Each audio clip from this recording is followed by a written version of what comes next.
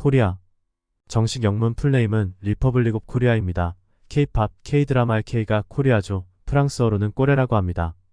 한반도 북쪽에 있는 북한과 구분하여 남한이라고 부르기도 합니다.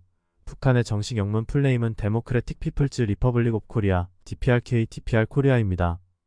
단일 국가였던 남한과 북한은 역사의 소용돌이 속에서 1945년 이후 분단되어 오늘에 이르고 있습니다. 대한민국과 북한은 반만년의 역사를 공유하고 있는 같은 민족입니다.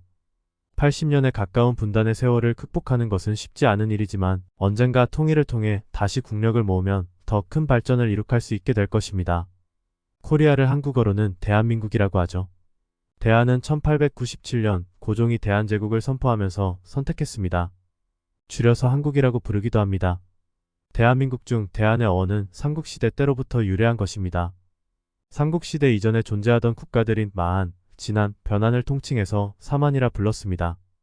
이 세 개 국가, 마한, 진한, 변한 이후에 새로운 세 개 국가, 고구려, 백제, 신라가 생겨났습니다. 이때 이 세 개 국가들도 통틀어서 삼한이라 불렸습니다. 한이 나라, 국가라는 의미를 갖고 있기 때문입니다.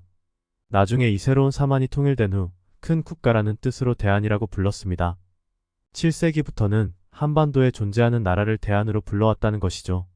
이 시기에 구고구려의 상당한 영토는 발해에 의해 계승되었습니다. 한국어에서 대는 크다는 뜻이고 한이라는 말은 나라, 하나, 하늘, 크다 등의 의미를 갖고 있습니다.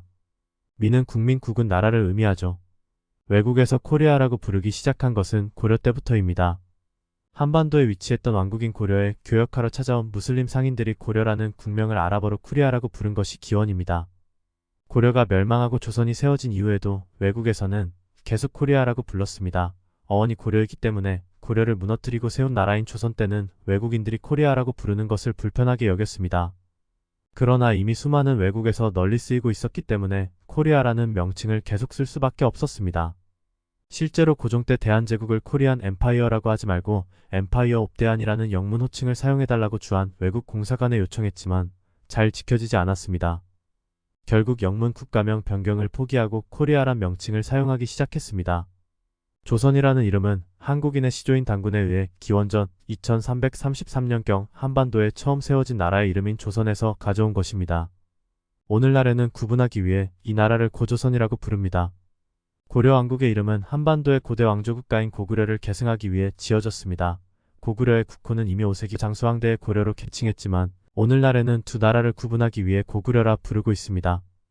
고구려는 한반도 북부와 만주 일대, 즉 오늘날의 중국 둥베이 삼성과 내몽골 자치구 지형을 중심으로 한반도 중남부까지 광활한 영토를 지배했던 동아시아의 강대국이었습니다.